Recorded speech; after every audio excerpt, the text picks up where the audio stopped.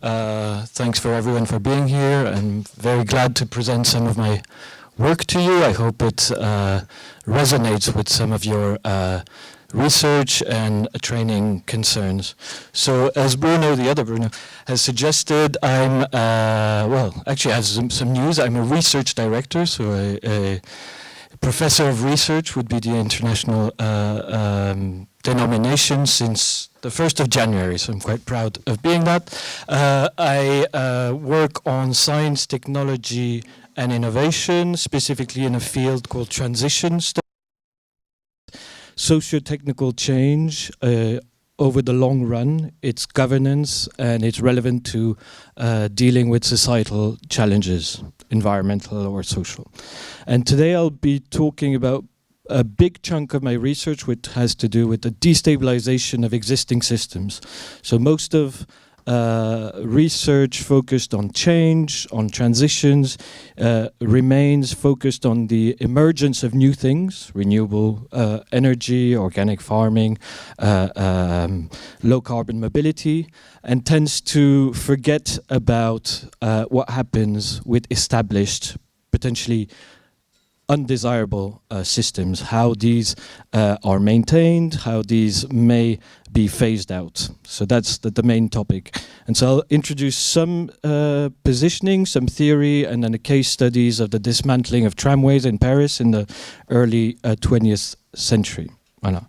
I work at a lab called LISIS, a laboratoire, interdisciplinary lab for science, innovation and society, based at the University Gustave Eiffel in the east of Paris. And my employer is INRAE, so the National Institute for Research in Agriculture, Food and Environment. Voilà. Let me get on. So this will be the program. I've already alluded to this. Most of the talk draws on three publications. So a book that I wrote with Frank Hills, who's a major figure in the transitions field and community. A book that we, where we sort of rehearse and improve transitions theories. It's their operationalization and methodological issues, and we apply them to a number of systems in the UK. The second book is an edited volume with some colleagues on specifically the issue of the decline, dismantling, discontinuation of large technological systems. And the third one is a paper where I sort of unrolled the tram case in some detail.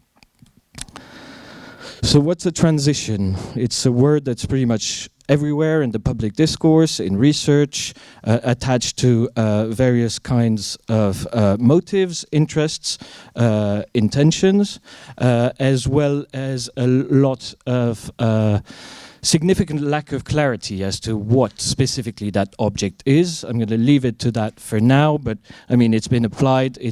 Well, this framing is applied to agroecological transitions, to local transitions, to energy transitions, digital transitions. The objects are very manifold.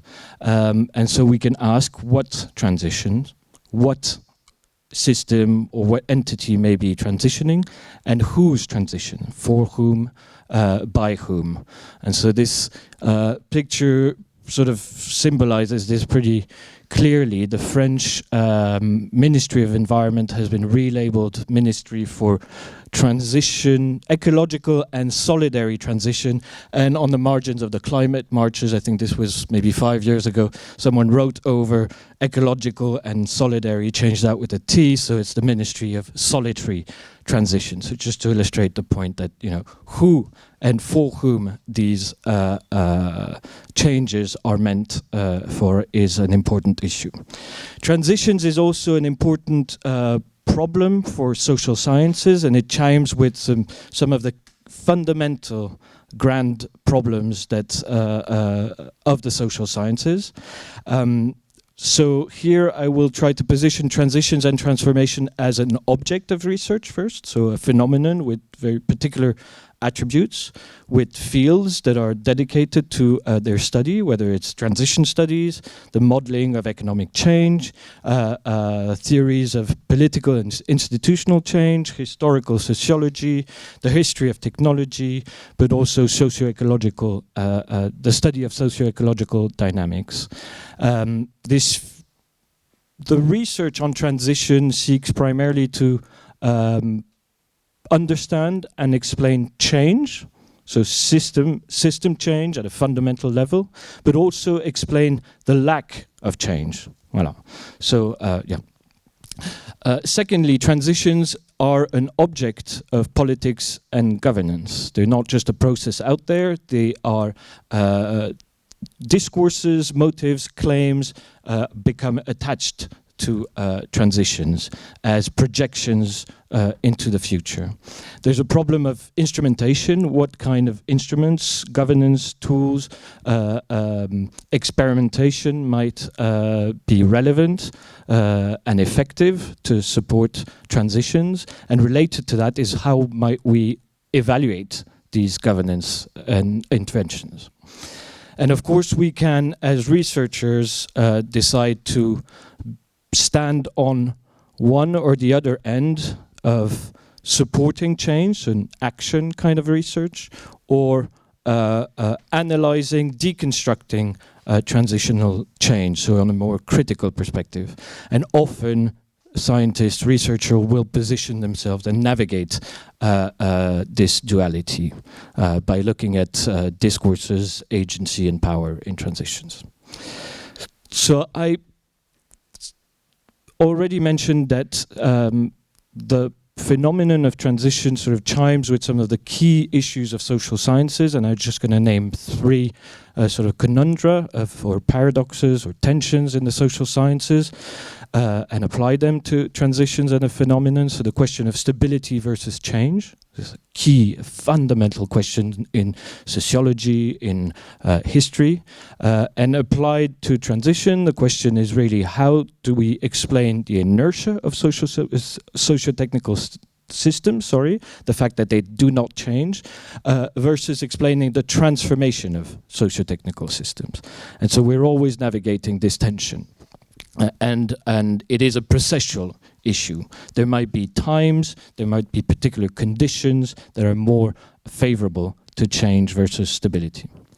The other question is the tension between determinism and agency. Do the structures in place, and in this case the socio-technical systems and regimes in place, determine our ability to enact change, or do we, as individuals, as collectives, as social actors, have the capacity to transform these structures, the condition or action? This is again a fundamental problem in the social sciences that can be applied to the problem of transitions. Other issues that chime with research in many fields of social science and humanities. What are the relevant entry points? So we could study transitions at different scales, in different spaces, at different levels, and often as multi-level, multi-spatial, multi-scalar phenomena. Lastly, the question of power, justice, asymmetries. Are transitions empowering, or do they reproduce existing, prevailing, pre-existing forms of inequality and injustice? And of course, the answer to all of these questions is it depends. It depends on context, on conditions, and it requires, historically situated studies and analysis. So a last point about sort of transitions thinking and transition studies as a field. I just wanted to point to how this problem comes about in this field that has been now in existence for more than 30 years. It starts from two problems or observations. On the one hand, the tremendous inertia of socio-technical systems, whether we look at automobility as a system for personal transport, if we look at fossil-based energy systems, if we look at conventional agriculture and its high input dependence, these systems are very stable. Okay, so that's the first observation.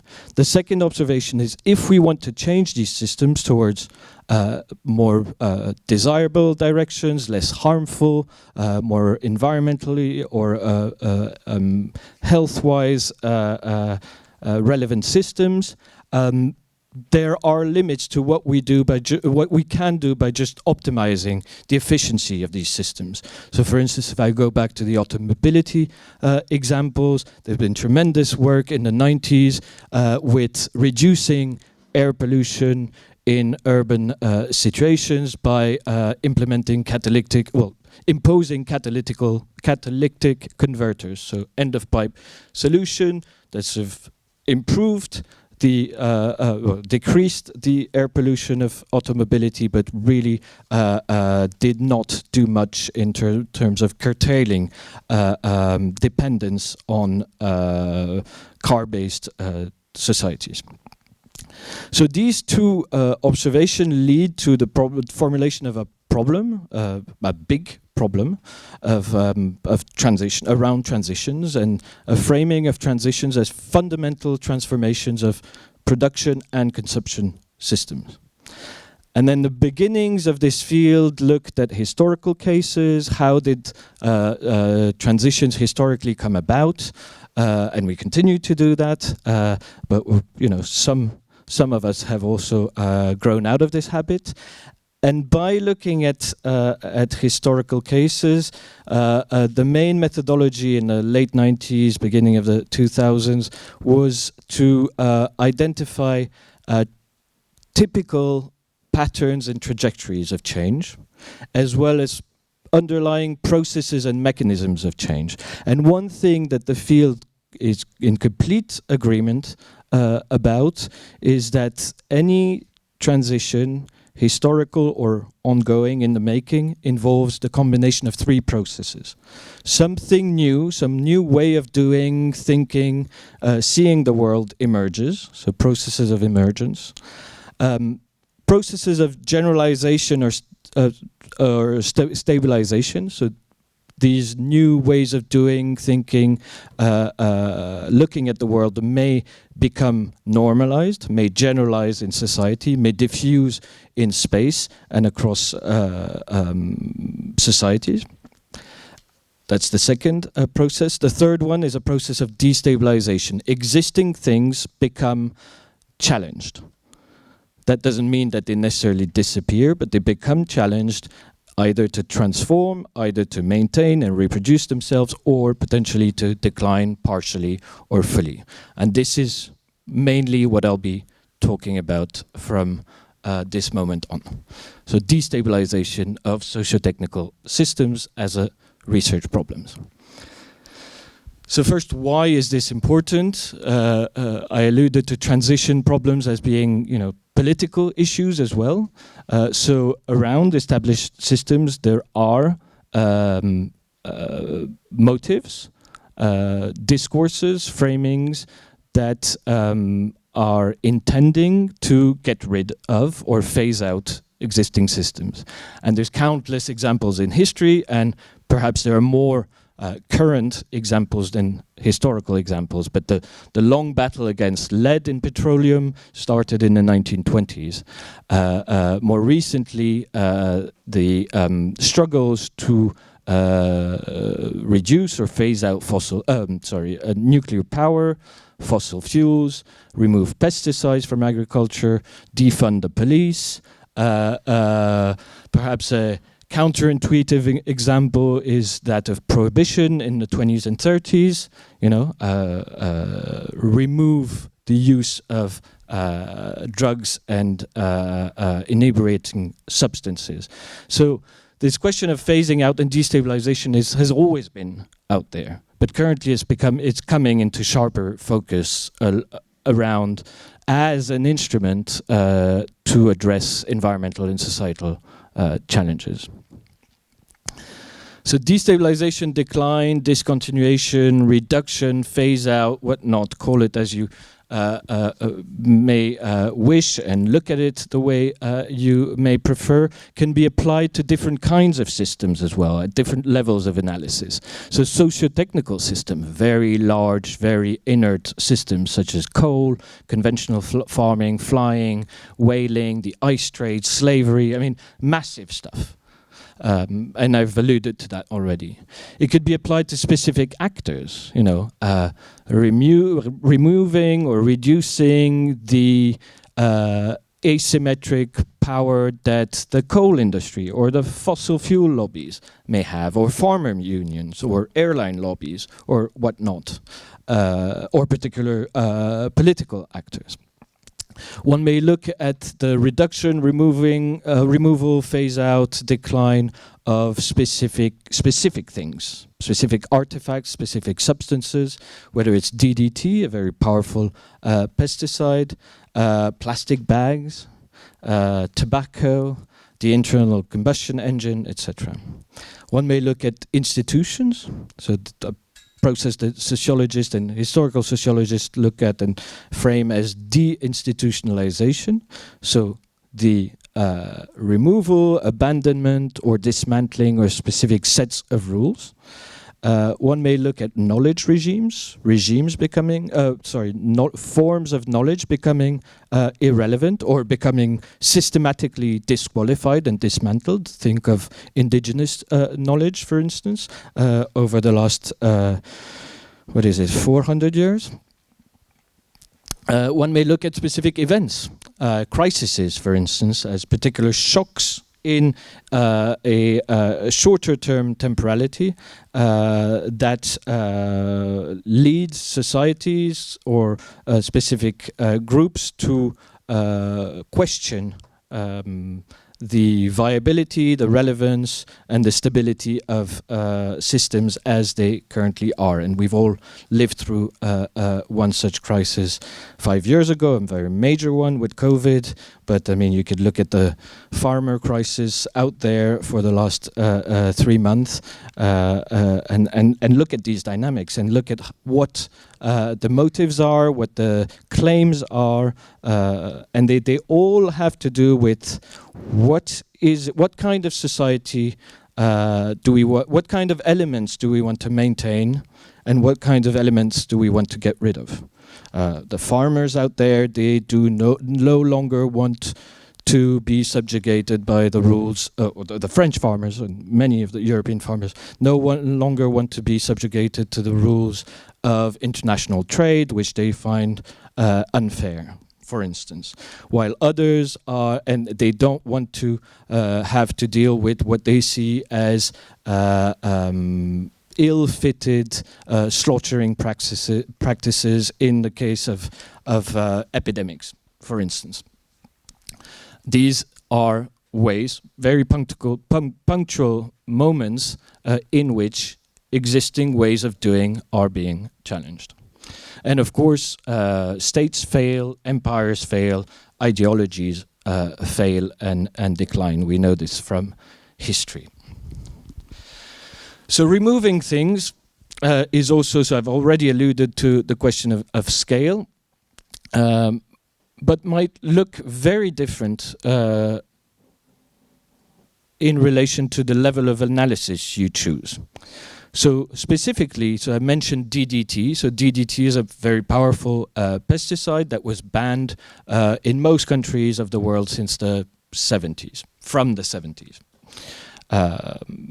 Does the banning of DDT mean that we have banned pesticides? Obviously not. And actually, one sees that concurrently to the banning of pesticides, the pesticides regime has reinforced itself. So at the same time as we were banning a specific kind of pesticides, we introduced rules that made it, that together contributed to strengthening a pesticides regime with larger and larger corporations, because the costs to get into this industry became more important, the regulatory cost specifically, and that ended up to the situation in which we are today. So just a word of caution, the banning of one element might have counterintuitive effects on the end of the larger system. Last theoretical point before I go to methodology. Transitions can be looked at as making omelets. Okay, and this is just, this is just an image so that you visualize this and so memorize it in a way. We're very good as societies at making different kinds of omelets. Very tasty Japanese omelette, French omelette, rustic omelette. So we're able to support a variety of new things. We're very good at developing renewables. We're very good at developing organic food. We're very good at developing innovation, making things grow. What the whole point about destabilisation is to look at something we're not as good at as making omelettes, is breaking eggs and dealing with the spillage of these eggs. While we know that any transition involves the making of new things, as well as the breaking of existing orders, as well as the injustices that may go with them, as well as the losers, as well as dealing with what is left behind. So my plea is that we become as good in breaking eggs and cleaning up messes as we are in making omelettes. And maybe we need to sort of mobilize the same kind of passion, the same kind of investments, the same kinds of abilities to learn as we do with innovation. Okay, so how are we going to look at this destabilization now that we understand that it's a major problem, a problem of worth, and one that we might become interested in? So the main question, there are two main questions that we could deal with collectively on this. One is, under which conditions may established systems fail, decline, persist, or transform in the face of destabilization pressures? As conditions become problematic, what kind of strategies become available? Well, the second question is, how may the phase-out, the intentional phase-out of undesirable systems be governed? Well, so these are the two main questions we'll be looking at. And to do that, we need a definition of what destabilization may be, and I've proposed this one with colleagues, and some of the terms that I've highlighted here are all do analytical work.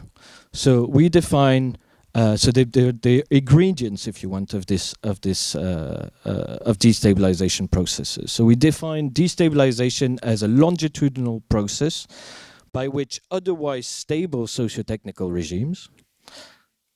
So the core assumption is that socio-technical regimes by themselves tend to be stable. So a process by which otherwise stable socio-technical regimes become exposed to pressures and problems that are significant enough to threaten their continued existence and normal functioning. To threaten, not necessarily to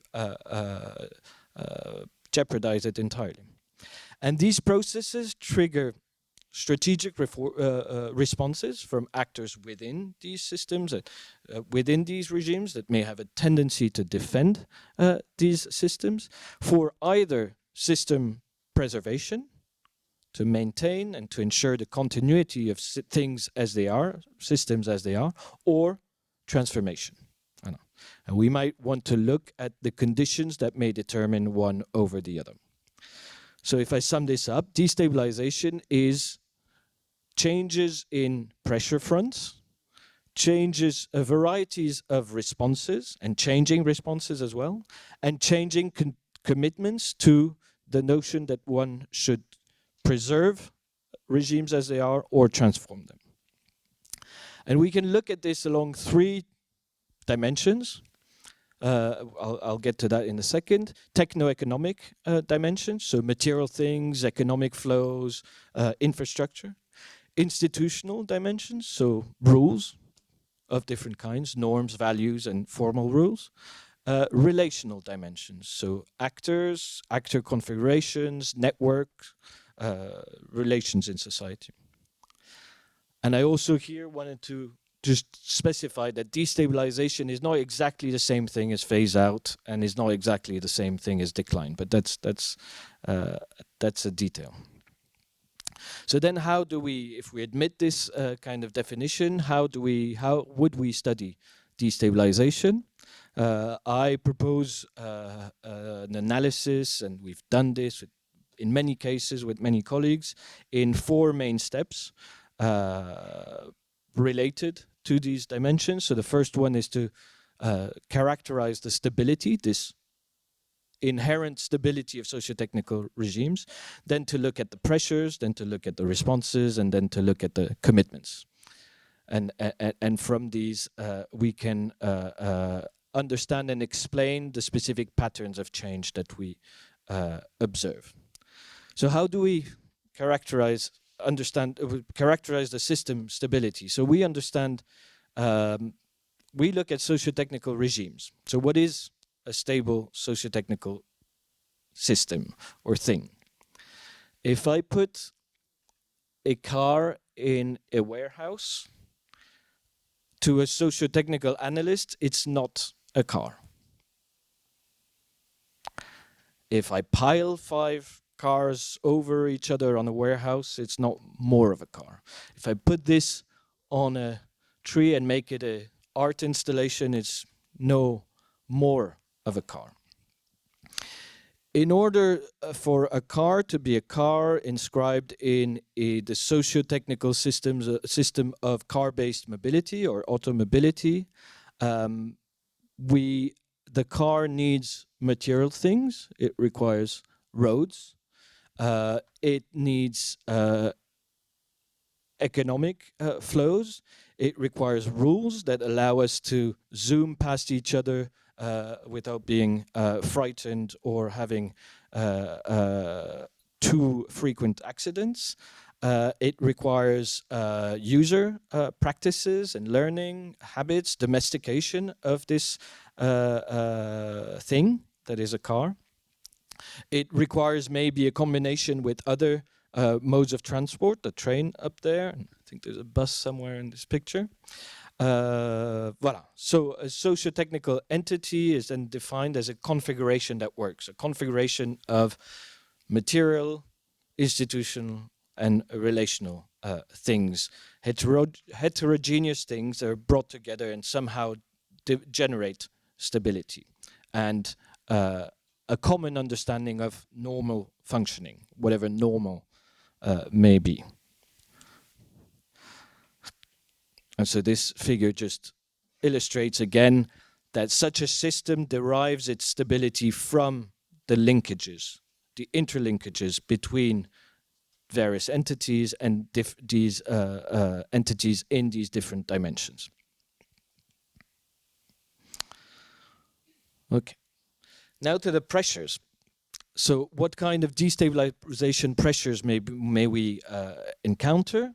Again, on these 3 dimensions. We might encounter techno-economic problems, so technological competition between alternatives, shrinking demand, supply chain problems, or accidents. We might encounter institutional problems, rules are no longer legitimate, or there are reputational problems with targeting the companies supplying this or that, providing this or that service. There might be relational problems, so changes in how actors relate to each other,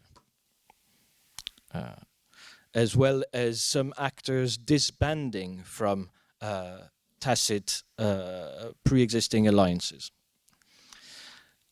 And so when we're looking at pressure fronts, we're looking at the combination of pressures or problems of different kinds, but also their profile over time.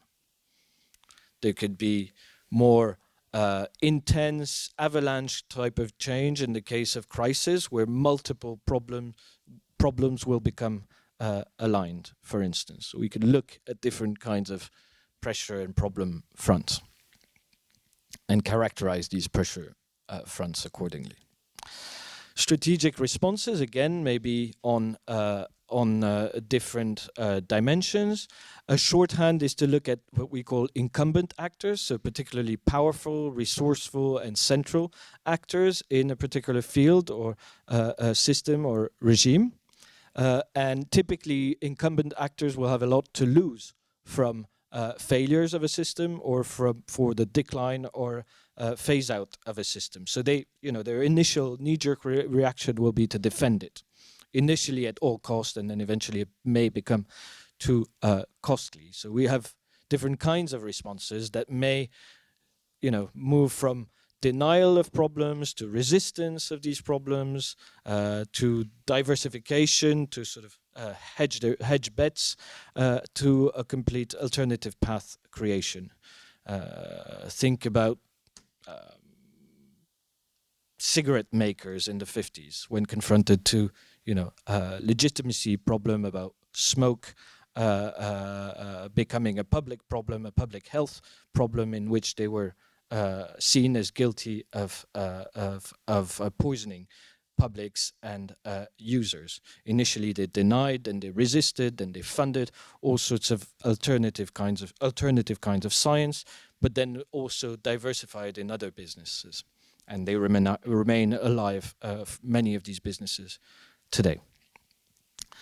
So we can quickly understand that strategic responses from these actors may also be on these different fronts, on these different dimensions, techno-economic strategies, for instance, developing new innovation, changing market positioning, on the level of rules, working on the reputation, on the image of companies, lobbying, trying to alter rules and to do regulatory work for that matter, as well as relational work, trying to defend alliances, reassure their partners that nothing's going on. Everything's wonderful in a wonderful world. So now the last point, changing commitments. So we know also the systems are continuously reproduced, maintained, and repaired. This is a normal functioning of socio-technical systems. The roads that I showed, they are on a routine based being repaired, managed. The nuclear power stations in France or any other country, any power station is routinely renovated, repaired on different time frames. And so another way that systems may become another factor in destabilization processes is interruptions of this normal reparation, maintenance work. Okay, a more unintentional or seemingly unintentional way for systems to fail is when they start becoming less eager,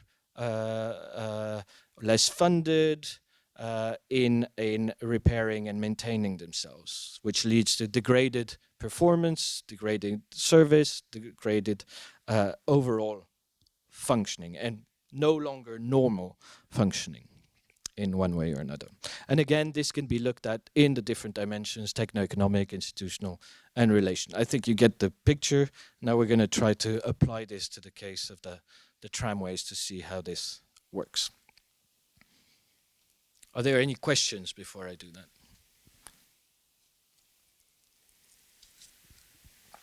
Okay. So the historic dismantling of electric tramways in France. So here's a quick overview of this decline, of this historical decline on a number of countries. So I've put here a number of Western countries for which I could find some data. Starts at the end of the 19th century with the tremendous deployment of electric tramways. There were other forms of traction before that, so it's not, tramways don't just suddenly appear. They were before that horse-drawn tramways and steam tramways, and to some extent they coexisted at the same time. But we see throughout these countries pretty much a very regular pattern of established systems. So system becoming expanding radically, and then declining over the course of in the beginning of the 20th century. We also see two main groups in these countries. So in red, I've put the countries that have experienced a total decline. So more than 90% of their tramway lines have been effectively dismantled within that short time frame. While in green, we have the ex-USSR countries. We have, I think, Sweden, Austria, that have only, removed about half of their tracks. So they've maintained some element of a tramway. So we already see a broad decline pattern, but also variation, two groups, different speeds and durations of this decline. So the question can become, for this case, how can we explain such a rapid phase out? In both cases, it's relatively rapid, whether it's partial or total. And in France, it's a particularly interesting case of rapid decline. If I look now, so these are the number of towns with an active electric tram in France. You see, a similar pattern. I've left this one here because there's a renewal from the 80s of trams in France, but to me it's a completely different kind of beast. We're not reviving a tramway, we're sort of developing an entirely new technology that chimes, that has, mobilizes some of these elements. It's on tracks, it's electrified, it's in cities, but that's more or less where it stops. Voila. And so I've broken this down into three periods. So first, the slowdown of the expansion and maintenance of tramway systems in France, then the increased problems and weakening commitments, and then dismantling and closure.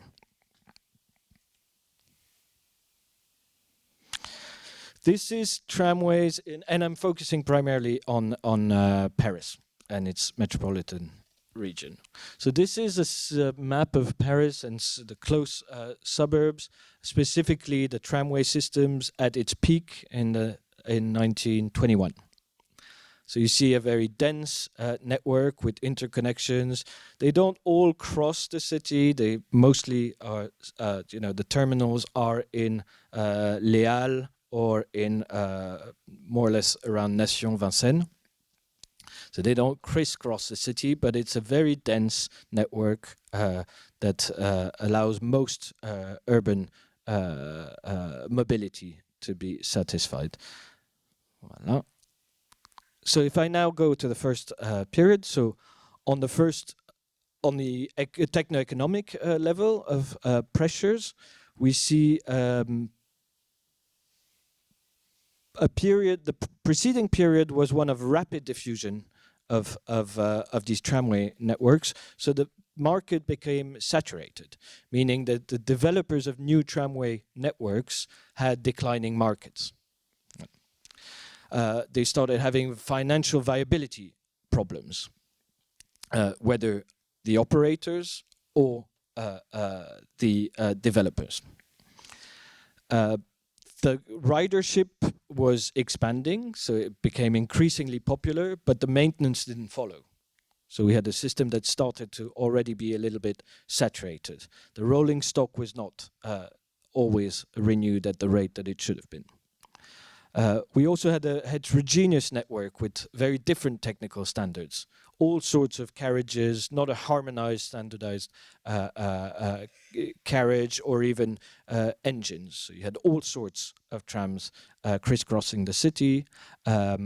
These were fragmented over different companies. There were 13 tram operators in Paris. So we're very far from what we know of an integrated public transport system, for instance, in Paris with the metro. very chaotic in a way. Also the rules, so the regulations for these networks had not been adapted to the technical potential that this new electric tramway could reach. You know, higher speeds, longer distances. The rules, the regulations had not been adapted to enable this. So it was the rules and regulations were basically limiting the potential of the electric tramway. In terms of strategies, the main strategies of the operators are to expand as much as they could, the lines, the existing lines, and to continue this process of electrification, which, you know, explains this this steep rise in the beginning of this curve.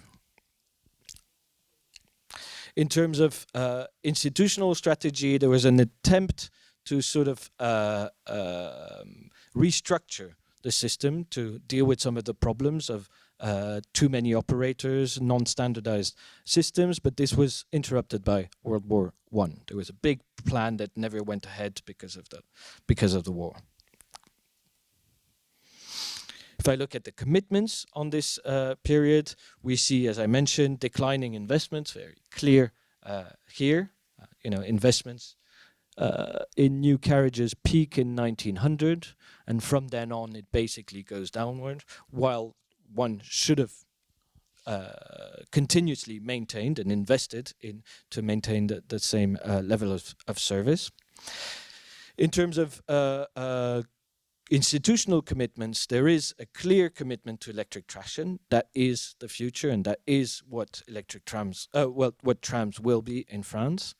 And there is, however, a difficulty to adapt the system to a huge demographic boom in Paris at the moment, at the time. You know, that went from a small city to a overflowing city with suburbs, a huge amount of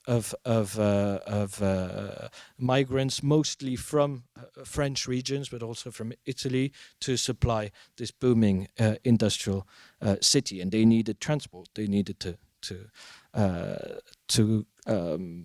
get themselves to their place of work. At least that was the policy.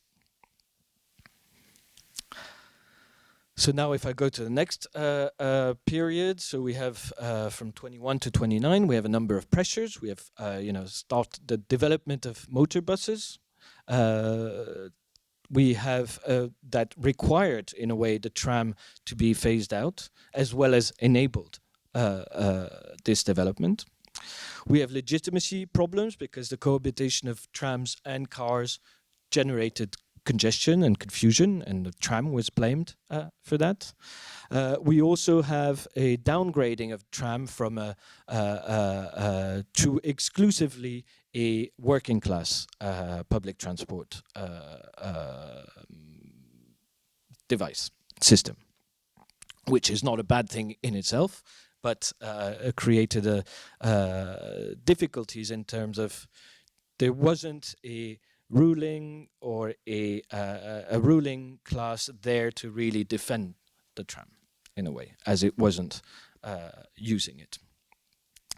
In terms of strategies, we see some effort towards the standardization of it, track renovation going on, as well as a restructuring of the company and the amalgamation of all companies under a single company. So major restructuring in 1921. And that allows quite some positive change for tramways in France. But also initiates a conflict between that publicly mandated operating company and the Department of the Seine, who's paying for all that stuff. And so we see from 21 to 23 the tramway network substantially improving in terms of its efficiency, its transportability. So we have now on the in terms of commitments, we see a major commitment to expand the tram that was abandoned at that time. You know, the potential for was still one of development. Of an express tramway, which is very similar to the RER that we have today. I mean, not the same speed, but that was the kind of ambition there, and that was never went ahead. And from 1926, more generally, there is no investment any longer in the tram. In terms of institutional commitment, we see that in the reports, we see that in the communications and the exchange between decision makers, that the public actors did not fight for the idea of accessible public transport anymore, let alone the tram as that available, accessible public transport. And in 26, there's the beginning of an experimental program to dismantle, to partially remove some tram lines. Never intended to become generalized, but we'll see it became victim of its own success. So that leads me very quickly now to the last period, dismantling and closure. And this is unprecedented in history, and it's very hard to find such rapid dismantling programs anywhere, whether it's in any sector and any place in the world. A very, very rapid dismantling program with more than 20 lines closed per year from 1929. So this is to give you a sense of the speed. So the maps are more or less every 3 or 4 years, and you see how the red lines, the tram lines in red, basically vanish from the city within, about 10 years.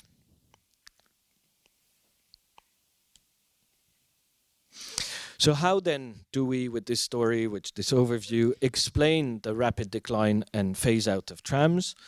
We see that it's the process of a long-term destabilization. Although it's a very dramatic, rapid dismantling at the end, it results from a longer-term process where multiple pressures on economic, technical, legitimacy and institutional dimensions played out. Very poorly adapted response strategies, and specifically no actors fighting back to defend that system. We see also reduced commitments to the tram that considerably weakened that system. So when in 1929 the phase out was decided, tramway systems were effectively already dead. So it's a situation very similar to, for instance, coal countries joining the Powering Past Coal Alliance. Most of these countries, Sweden, well, I don't have the list here, have already stopped investing in coal-fired generation for a long time and have aging coal power installations. And so it's not really a decision to step out of coal. It's a natural process of stepping out of coal, and then it's more a political move in international institutions to claim, yes, we will join the fight against coal, when they have no stake in it anymore. So this is a very comparable situation to many of the low carbon claims that we find out there. And I'll take now a few more minutes to point to alternative examples without going in detail, just to point to what one of my main motives here is that we become more refined in the way we break eggs and the way we clean up messes, so that we become sensitive to the varieties of ways things can be broken, transformed, or ended. So we've seen with the trams in France, I'm not going to go back on this case, but we can put it back to, for instance, the phase out of coal mining or coal dependence in some major Western countries. So for instance, in the UK, the phase out and the destabilization and phase out of coal was also relatively rapid, considering its history. accelerated, but also very extremely conflictual, and left lasting scars, social and political scars that continue to this day, and that we, simply do not know how to deal with. So perhaps not the best way to break eggs, because it leaves a lot of stuff to clean up that is unattended. If you compare the coal destabilization and phase out of the UK to that, for instance, of the Netherlands or of Germany, there were more patient processes, relatively more patient processes, involving a greater degree of bargaining, political discussions among the party, and perhaps, they remain lasting scars, specifically in Germany, but perhaps this process was relatively more appeased if we compare it to the absolutely dramatic, radical dismantling of coal in the UK. I've pointed already to this example, the case of DDT as a case of pesticides phase out is perhaps a case that we can look at as removing something in order to be able to continue. Okay, so it's more of a symbolic, in a way, phase out. I mean, not to be minimized, the positive that came out of ending, banning DDT, but it had no lasting incidence on the removal of pesticides in general. If we look at nuclear power, so this is something that I'm doing with, I used to do with a postdoc, and we're finishing this research. We see that, if we compare, it's quite difficult, complicated figures, but maybe we can guess which countries. These are four European countries, and we're seeing here active nuclear power stations. Okay, so these ones are born here and they die here, and these are born here and die here. And the trend here is a cumulative stock of nuclear. So there's one country that has continuously expanded its nuclear park and is currently stable, but in the face of a natural decline, it is reinvesting in it. So I'll let you guess what country that might be.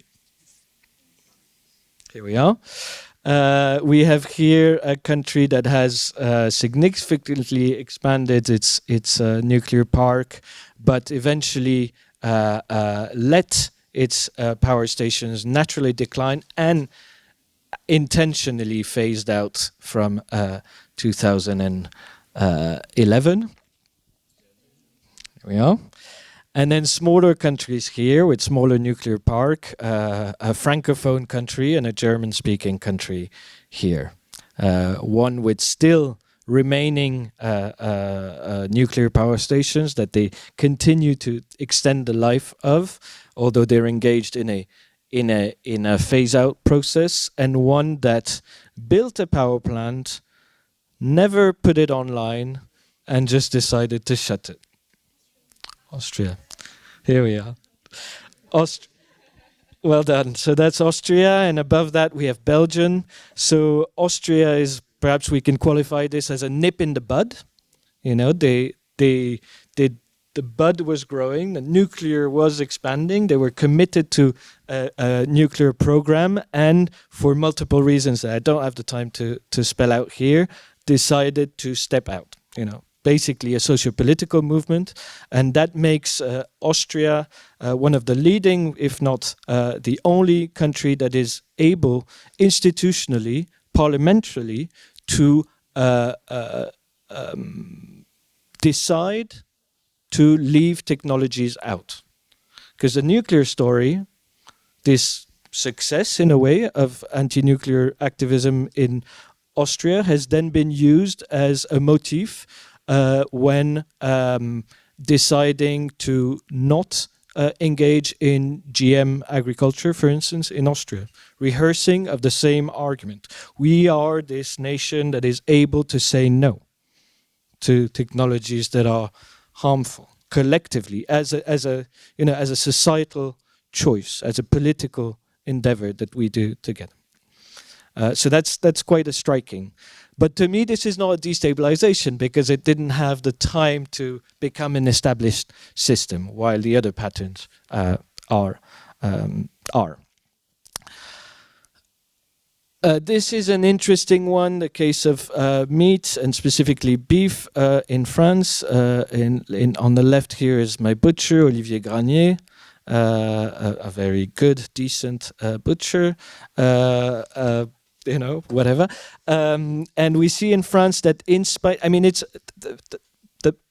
the meat story I'm taking France as a case, is a very particular one, because in theory, there are all the ingredients for a strong destabilization.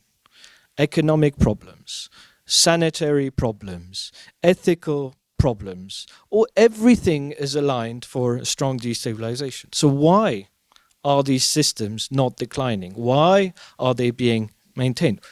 We have to look at the other mechanisms. There's strong maintenance, state-led, industry-led maintenance of meat as a production and consumption system, but also strong strategies from the socio-professional groups behind the meat industry to re-qualify their object.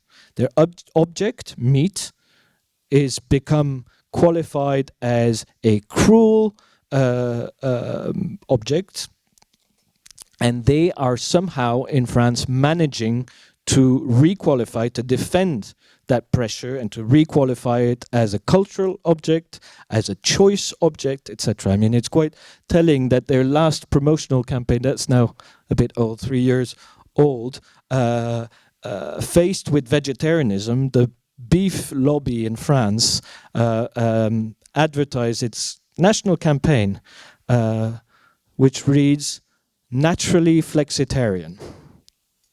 I mean, that's quite a, that's ingenious to say the least.